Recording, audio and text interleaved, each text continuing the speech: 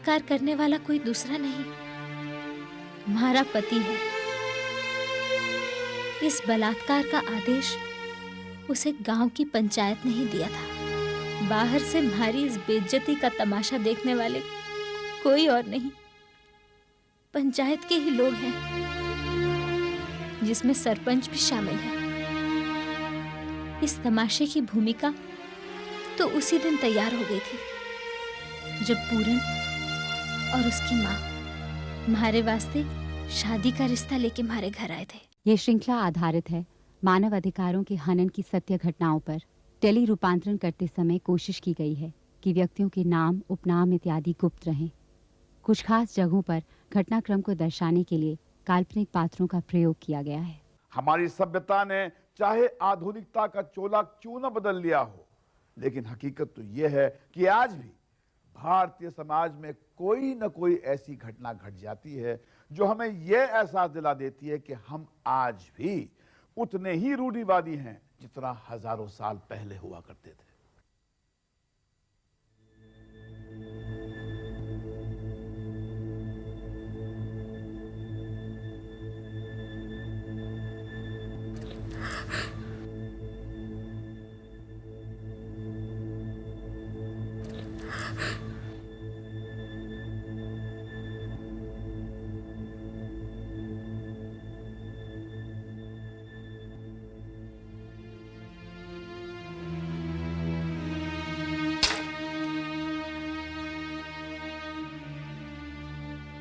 ऐसा बलात्कार ना तो किसी ने सुना होगा और ना ही किसी ने सोचा होगा।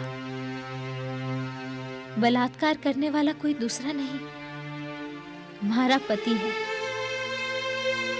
इस बलात्कार का आदेश उसे गांव की पंचायत ने ही दिया था। बाहर से म्हारी इस बेइज्जती का तमाशा देखने वाले कोई और नहीं, पंचायत के ही लोग हैं, जिसमें सरपंच भी शामिल है। इस तमाशे की भूमिका तो उसी दिन तैयार हो गई थी जब पूरन और उसकी माँ म्हारे वास्ते शादी का रिश्ता लेके म्हारे घर आए थे। मारा तो भाग्य खुल गया। मैंने तो सोचा भी नहीं था कि हमारी बिन माँ की बेटी की किस्मत इतनी चोखी है। मैं कस्तूरी ने राठौर साहब की बेटी की शादी में देखी और तभी से ठान ली कि उसे ही अपनी बहू बना के ले जाऊंगी। अभी तक दिखाई नहीं दी, कहाँ है? ये लो, आ गई हमारी कस्तूरी। अब याने तो आप जानती हो हमारी कस्तूरी, और यह हमारी छोटी बेटी दर्पण, और ये है बेटा पूरन भान सिंह, और ये हमारी मासा।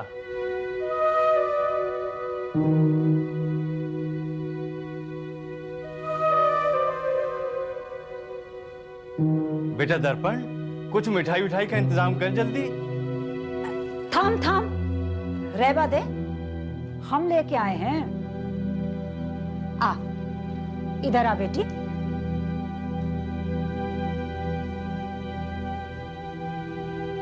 अरे आ जा, हमारे पास बैठ। आ,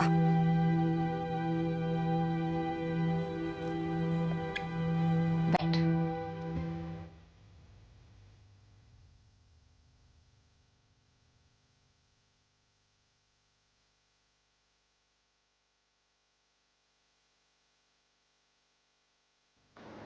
मिठाई दे, ले, मुंह मीठा कर।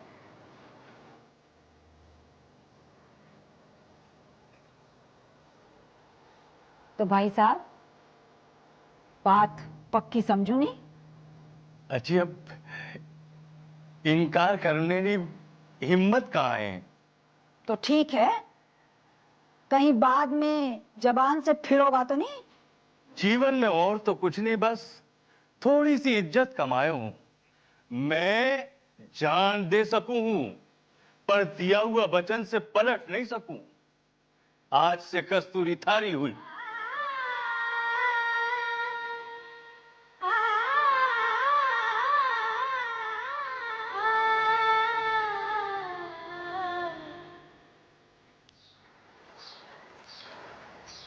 राम राम काका।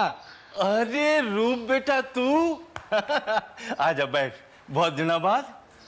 काका बस काम से फुर्सत ही नहीं मिलती, और फिर माँ को भी जयपुर लेके गया था मैं। अच्छा अच्छा। वो दर्पण आई थी घर पे, भाभी को बोल के गई थी कि कोई जरूरी काम है। कहाँ है वो?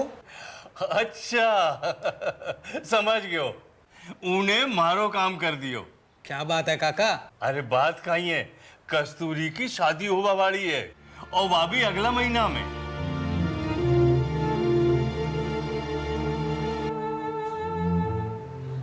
थाने कहीं हो गयो?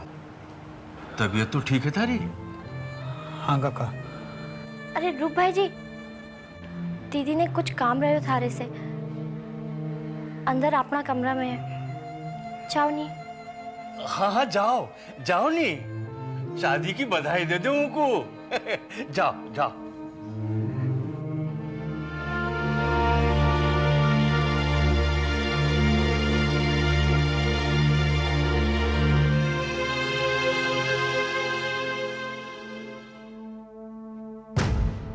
यह रूपनू कहीं हो गया अचानक? इसका कारण तुम हो बापू। मैं? हाँ तुम। दीदी की शादी के वास्ते हाँ करना से पहले क्या थारे को उससे पूछना नहीं चाहिए था कि वो क्या चाहे? मतलब वह खुश नहीं है कहीं? अरे मैं तो उनकी भलाई के लेने सब कर रहा हूं। इतना बड़ो घर है उनको, और फिर पूरन में बुराई कहीं है? कोई बुराई नहीं है बापू, पर दीदी रूप भाई जी को चाहे,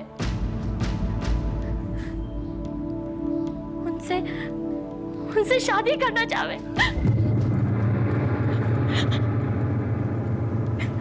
अरे अब गलती तो तुम दोनों की भी है, पहले ही बता देते तो ये समस्या पैदा नहीं होती। अब रूप ने मैं भी पसंद करूं हूं, इको बाप मारो दोस्त रहो, और उनका मरवा के बाद रूप ने मैं अपना बेटा की तरह समझो। तो समस्या क्या है बापू? इनकार कर देना उन लोगों ने। अरे चुप, इनकार कर दो, इतना आसान है काई? चाहे कुछ भी हो जाए, मैं अपनी दी हुई जबान से फिरूं कोनी। अरे लाखा में एक घर है उनको, हमारी बेटी राज करेगी राज। और रहे रूप तो उनके लेने छोरी मैं ढूंढूंगा, बिल्कुल हमारी कस्तूरी जैसी। चलूं काका? अरे थाम बेटा, देख बेटा, मैं जानू थारा दिल की हालत, पर अब हमारी इज्जत थारे हाथ है। तुम दोनों जो चाहे सजा माने दे दो, पर जो हो रहे है उन्हें हो जावा दो। काका आप नहीं जानते कि आप मुझसे क्या मांग रहे हो, पर मैं आपको विश्वास दिलाता हूँ कि आपकी इज्जत पे आंच नहीं आने दूंगा। एक ही पल में हमारे सारे सपने हमारी आंखों से आंसू बन के बह निकले। इतना बड़ा फैसला करते हुए रूप की आंखों में आंसू नहीं थे, पर मैं जानू उसका दिल रो रहा था। बापू भी दुखी था, पर उसमें भी अपने आदर्शों के खिलाफ जाने का साहस नहीं था। हमारी शादी की तैयारियां शुरू हो गई, खुशी का अवसर था, पर सबके दिल रो रहे थे। और एक दिन मैं पूरन के साथ अग्नि के फेरे लेकर उसके घर आ गई।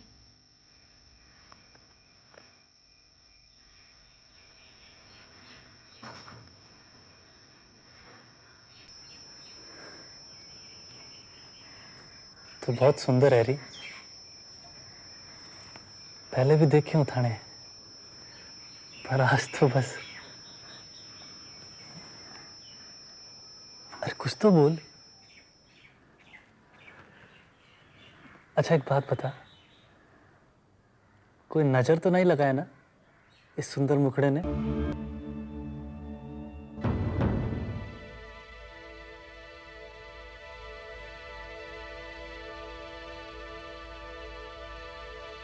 पूरन को अचानक क्या हो गया था, समझ नहीं सकी।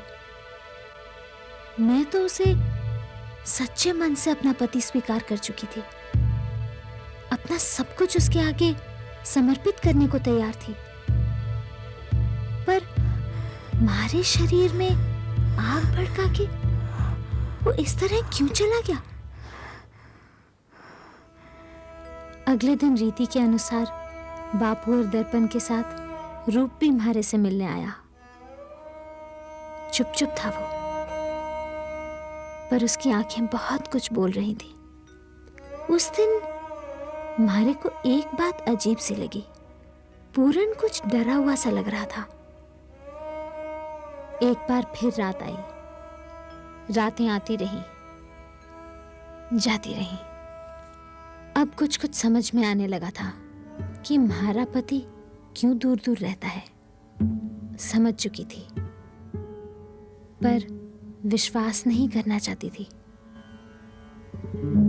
मैंने खुद को भाग्य के हवाले छोड़ दिया। माँ, तू कस्तूरी को जावा क्यों दी? हमारा इंतजार नहीं कर सकती थी? अरे कहीं रोक लेती मैं। वो को बापू बीमार है, परेशान काय हो गया, आती होगी। लेवा कौन आया उसे? अरे वही जो उदिन आयो, क्या नाम है वो को? हाँ, रूप।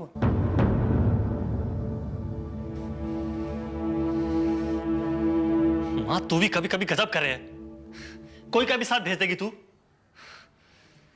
खैर, मैं देखूं।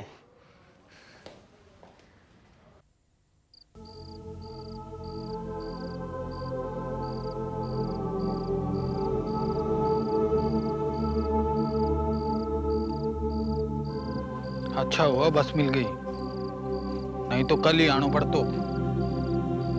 पूरन भी परेशान होगा, है ना? अच्छा एक बात बता कस्तूरी, तो खुश तो है ना?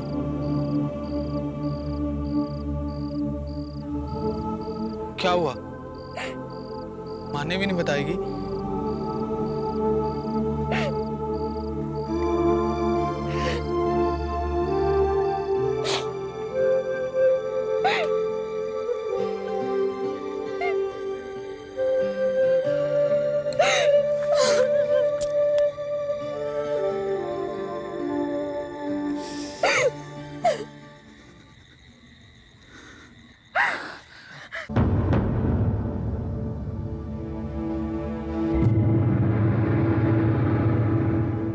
ये आप काहे कह रहे हो समधन जी? दिल तो कर रहे हो रात में ही धक्का मार के बाहर निकाल देती यानी, पर नहीं, हम थारी तरह नहीं हैं, इसीलिए सुबह को इंतजार किया और थाने संदेशा भिजवायो। अब ले जा अपने पाप की गठरी अपने साथ। अया मत बोलो समधन जी, थाने जरूर कोई गलतफहमी हुई है। गलतफहमी?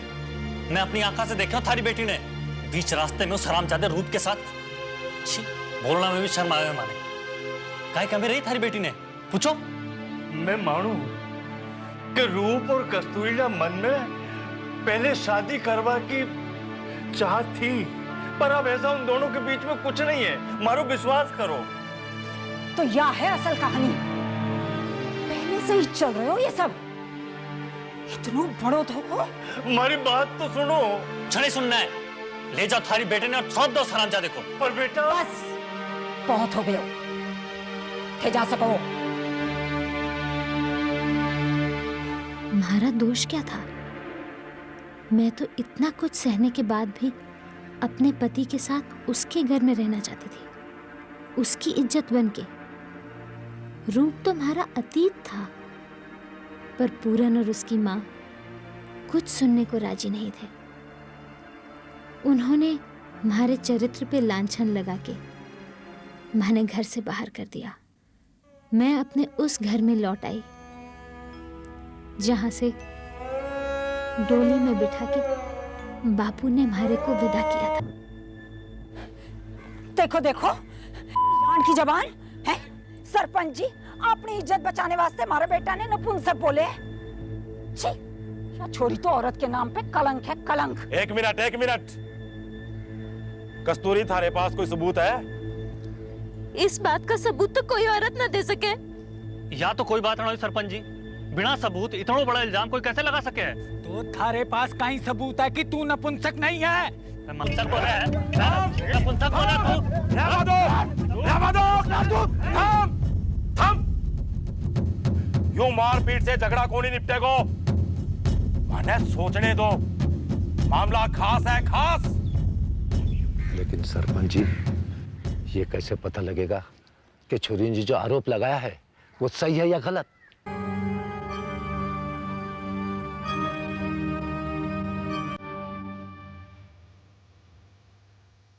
उपाय है, एक ही तरीको है सच और झूठ परखने को, एक ही तरीको। और वो तरीका ये था। म्हारा पति सबके सामने अपनी मर्दानगी साबित करने में लगा हुआ था, और ये सब सच परखने के नाम पे पूरी पंचायत देख रही थी, खासकर सरपंच, जिसने ये आदेश दिया था और जिसको ये सब देखने के बाद अपना निर्णय सुनाना था। आज से पहले मैंने पता नहीं था कि सच बोलने का परिणाम इतना भयानक होवे है। मैंने तो ये भी पता नहीं है कि आगे हमारे साथ क्या होगा।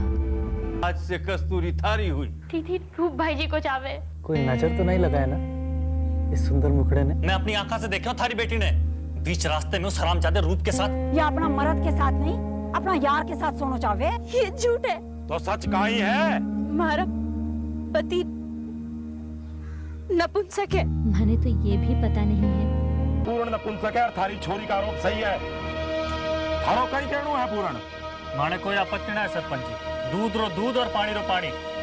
हाँ, अगर इसको कोई आपत्ति है तो अलग बात है। रे नीच, मैं समझूं तेरी बात। तू जाने कि कस्तूरी कभी इस बात के लिए राजी नहीं होगी, इसीलिए तू ये सब रहवा दो सरपंच जी, रहवा दो। मैं अपनी शिकायत वापस ली हूँ। यानी तू ये मानना है कि तेरी छोरी ने जो आरोप लगाया है वो झूठ है? वो झूठ क्यों बोलेगी सरपंच जी? तो फिर साबित कर, और अगर साबित नहीं कर सके हो तो दंड मिलेगा, दंड। क्यों मेरी पगड़ी पूरे समाज के सामने उछाल रहे हो सरपंच जी? और तुम लोग पूरे गांव की, पंचों की, सबकी पगड़ी उछालना चाहते हो? सरपंच जी, बापू, अगर सच साबित करना रहा यही तरीका है तो मैं इसके लिए तैयार हूँ।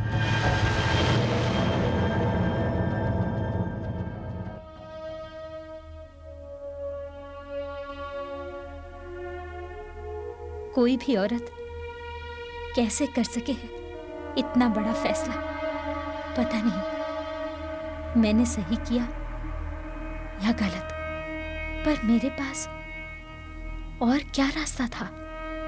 अपनी आत्मा पे इतना बड़ा बोझ लेकर जी भी तो नहीं सकती थी मैं।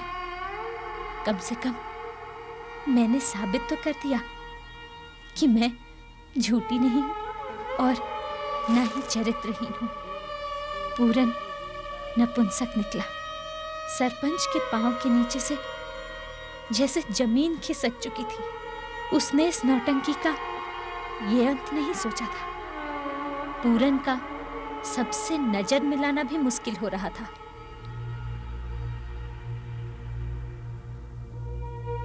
मैंने ये तो मालूम नहीं था कि सच जानने के बाद पंचायत का क्या फैसला होगा, और ना ही ये कि सच बोलने की कीमत म्हारे को क्या चुकानी पड़ेगी। देखो भाभी, तीरथ कर आई है, दर्शन कर लो। दर्शन यहाँ का सारा दुख दूर हो जाएगा। या तो तभी गई गुजरी है। ए छोरी, सारी पंचायत को तो दिखा दिया, हमें कब दिखाओगी? अरे तो छुपर करे, पर या तो पूरी पंचायत के सामने ही। मेरे साथ भी करनी करनी करनी करनी करनी करेगी, मेरे साथ भी करेगी, मेरे साथ भी करेगी।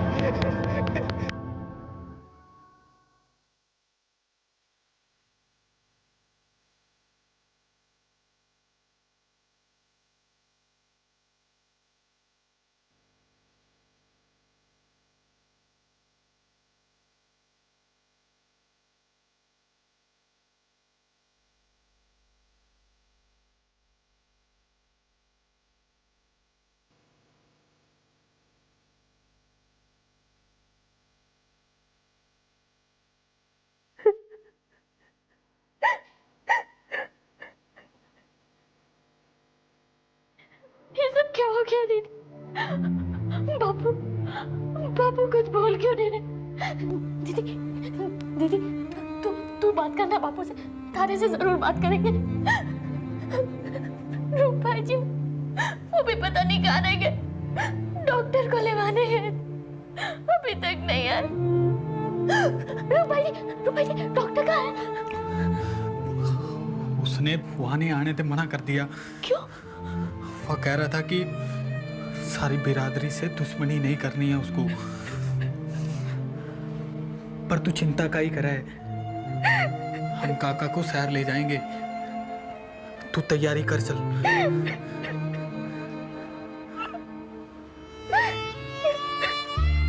बापू अपनी पगड़ी को सारे गांव के सामने उछलता नहीं देख सका और जिंदा लाश बन के रह गया। अब तो बस वो हमारे सामने होके भी नहीं है। रही मैं तो इतना बड़ा त्याग करने के बाद भी हमारे को इंसाफ नहीं मिला। पंचायत ने कुछ नहीं किया।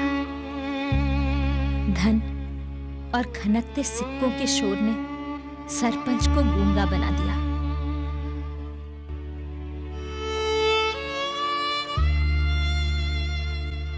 मैंने घर से बाहर निकलना बंद कर दिया। लोगों की नजरों का सामना करने की हमारे में हिम्मत नहीं थी। पता नहीं कैसे और कब हमारी बदनामी ने गांव की सीमा रेखा पार कर ली। नमस्ते, कौन सा मिलना है?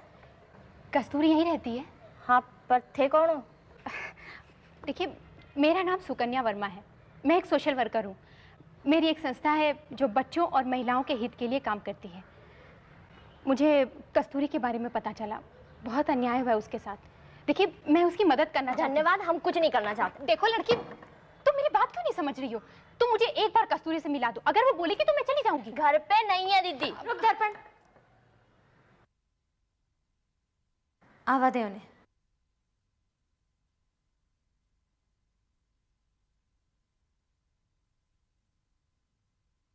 सुकन्या हमारे को इंसाफ दिलाना चाहती थी, पर हमारे को इसमें कोई रुचि नहीं थी।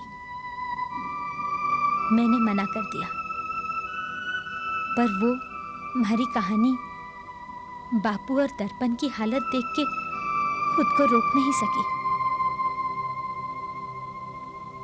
सुकन्या पूरन से मिली।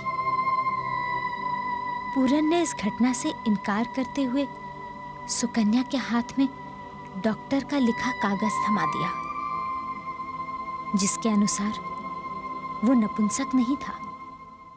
बकवास कर है वह छोरी। कहीं ऐसा हो सके है? अपनी गलती छुपावे खातिर इल्जाम लगा रही है वो हम लोगों पर। मतलब ऐसा कुछ भी नहीं हुआ है। कस्तूरी झूठ बोल रही है। 100% झूठ। सच तो बस इतना है कि वह छोरी का किसी छोरे से अवैध संबंध है। कौन पति सहेगा? आप ही बोलो। और जब मामला पंचायत में आयो तो वह छोरी ने अपनी गलती छुपाने खातिर अपने पति को नपुंसक बता दिया। अब आप ही सोच लो कितनी तेज तर्रार है वह छोरी। तो आपके कहने का मतलब है कि समाचार पत्रों में जो भी कुछ छपा है वो कस्तूरी ने छपवाया है, क्यों? अब यह बात तो मैं नहीं बोल सकूं हूं, पर सब झूठ है, सब झूठ है। अच्छा, माने थोड़ा जरूरी काम है, चलो।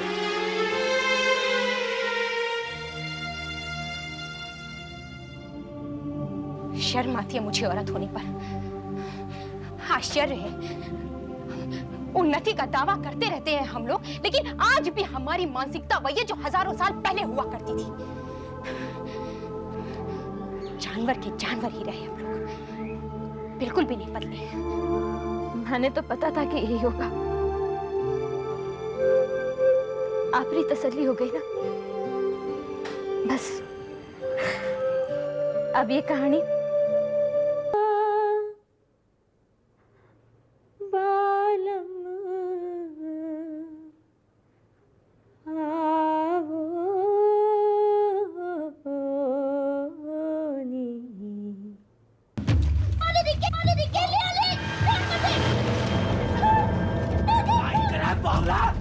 छोड़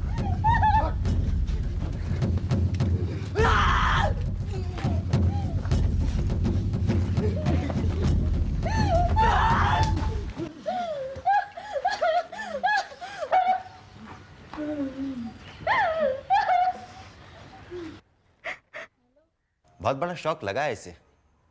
वैसे घबराने की कोई बात नहीं है, आप लोग इसका ख्याल रखिएगा। मैं कुछ दवाइयां हैं लिख के दे देता हूं।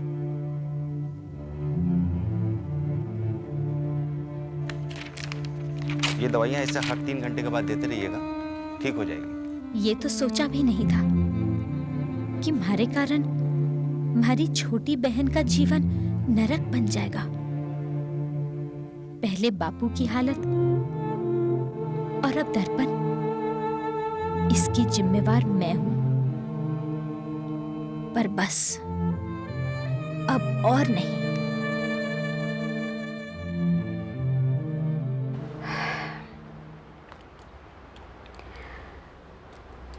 रूप से दर्पण के बारे में पता चला। कैसी है वो? कस्तूरी, क्या हुआ? तुम ठीक तो हो? कस्तूरी, कस्तूरी। हाँ, मैं ठीक हूं। तुमने क्यों बुलाया था मुझे? मैंने फैसला कर लिया है। क्या? मैंने फैसला कर लिया है कि मैं लड़ूंगी। ठीक ही कहा था आपने। चुप रहने से बात बढ़ेगी, घटेगी नहीं। मैंने फैसला कर लिया, चाहे कुछ भी हो जाए, अब मैं चुप नहीं बैठूंगी। मैंने लड़ने का मन बना लिया। ये खबर जंगल की आग की तरह पूरे गांव में फैल गई।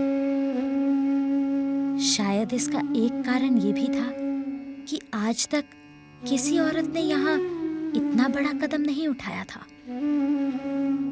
सुकन्या ने अपने साधनों का इस्तेमाल किया और कानून जल्द ही हरकत में आ गया।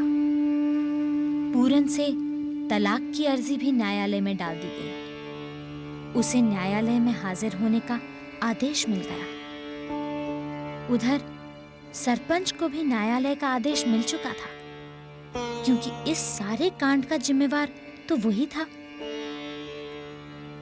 पता नहीं न्यायालय का फैसला क्या होगा, पर एक बात तो है कि सुकन्या ने हमारे जीवन का अंधेरा कम कर दिया। कम से कम मैं अपने आप से अब नजर तो मिला सकूं। देखो कस्तूरी, हमसे जो हो सकता था हमने किया। अब जो करना है वो कानून करेगा। थोड़ा टाइम जरूर लगेगा, लेकिन मुझे पूरा विश्वास है सब अच्छा होगा। हमारी तो समझ में नहीं आ रहा कि आपका धन्यवाद कैसे करूं। के अनुसार आर्टिकल 15 सेक्शन 1 के अंतर्गत धर्म, जाति, लिंग, जन्म और स्थान के आधार पर देश के किसी भी नागरिक के मौलिक अधिकारों का हनन अपराध है। इस तरह की दुर्घटनाओं के लिए संविधान में बहुत सारे विकल्प मौजूद हैं, लेकिन ज्यादातर यही देखा जाता है कि ऐसे समय पर सरकार और हमारी सारी सुरक्षा प्रणाली मुख्य